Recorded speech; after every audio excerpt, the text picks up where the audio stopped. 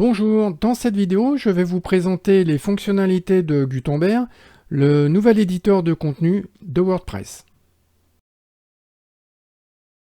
Gutenberg est le nouvel éditeur de contenu dans WordPress. Il est apparu pour la première fois en décembre 2008 dans la version 5.0 de WordPress. Gutenberg remplace l'ancien éditeur appelé TinyMCE ou encore Classic. Les adeptes de l'ancien éditeur classique le trouveront toujours disponible depuis la bibliothèque de blocs de contenu et la section mise en forme. Pour retrouver l'ancien éditeur classique, il faut cliquer ici sur l'icône en forme de croix. Ensuite, il faut se rendre dans la section mise en forme et cliquer sur le bloc de contenu classique. Pour en revenir à Gutenberg, les développeurs de WordPress ont totalement repensé leur éditeur de contenu pour le rendre le plus intuitif possible, simplifiant ainsi son utilisation pour le rendre plus facile d'accès au plus grand nombre, que vous soyez débutant ou professionnel. Gutenberg n'a pas pour but de remplacer les constructeurs de pages tels que Divi ou Elementor, car son utilisation doit rester aisée. À titre d'exemple, vous ne pouvez pas créer des thèmes complets avec Gutenberg. Il vous permet simplement et facilement d'insérer des blocs de contenu dans vos pages et vos articles WordPress. Après cette petite présentation de Gutenberg, on va maintenant entrer dans le vif du sujet en examinant le premier élément de l'interface Gutenberg, c'est-à-dire la barre d'icônes du menu horizontal qui se trouve ici lorsqu'on commence à créer une page ou un article. Cette barre est composée de 6 icônes. La première s'intitule « Ajouter un bloc ». Lorsqu'on clique dessus, on s'aperçoit qu'il s'agit de la bibliothèque de blocs. On a rangé les blocs en 6 types différents. On a les blocs les plus utilisés, blocs communs, blocs mis en forme, blocs mis en page des éléments, widgets et contenu embarqué. Alors comment ça fonctionne? C'est très simple. Quand on connaît l'emplacement d'un bloc, il suffit juste de cliquer dessus. Par exemple ici titre, mais lorsqu'on ne connaît pas son emplacement, on peut se servir du petit moteur de recherche, on entre le nom du bloc que l'on cherche et il va venir s'afficher juste en dessous, et pour l'insérer à votre page, il suffira juste de cliquer dessus. Les icônes suivantes sont annuler et rétablir. Ils vont vous servir à annuler ou à rétablir la dernière action que vous venez d'effectuer. Par exemple ici, on vient d'ajouter un bloc titre, on peut l'annuler ou le rétablir. L'icône suivante s'intitule Structure du document.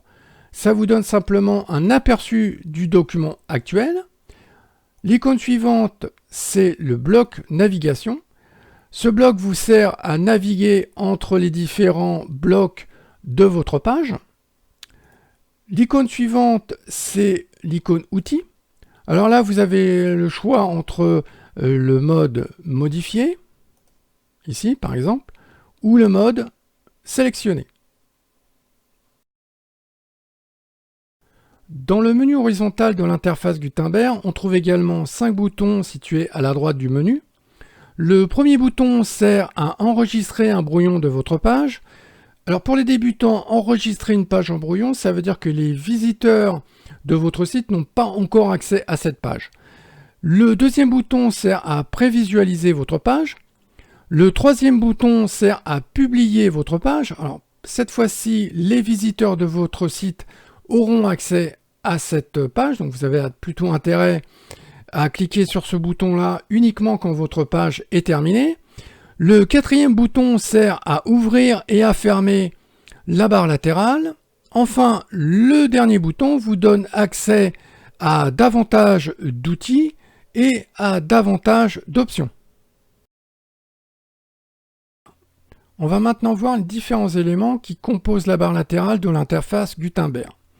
On y trouve tout d'abord 2 onglets, l'onglet Documents et l'onglet Blocs.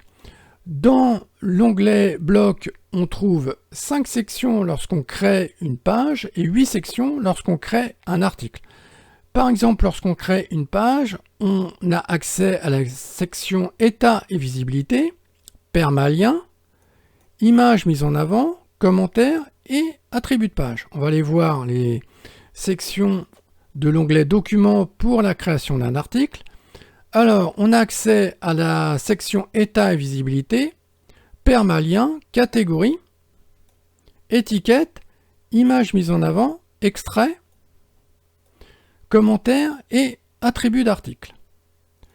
On va maintenant voir à quoi sert l'onglet bloc. Alors, l'onglet bloc, il sert lorsqu'on a sélectionné par exemple un bloc de titre et on va pouvoir modifier la taille du titre. On peut aussi modifier sa couleur et on peut lui ajouter par exemple une encre et une classe CSS. Il nous reste à voir rapidement les différents outils et les différentes options que l'on peut ajouter grâce à l'interface Gutenberg. On peut, lorsqu'on travaille sur un bloc, enlever la barre d'outils supérieure ou la remettre. On peut travailler en mise en lumière, c'est-à-dire que le bloc sur lequel on travaille sera mis en avant. On peut travailler en mode plein écran, comme ça on retire la barre latérale de gauche, on peut aussi la remettre. On peut travailler avec l'éditeur visuel ou l'éditeur de code.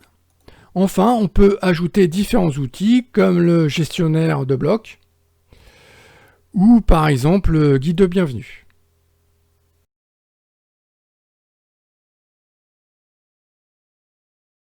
Cette vidéo de présentation du nouvel éditeur de contenu Gutenberg pour WordPress est à présent terminée.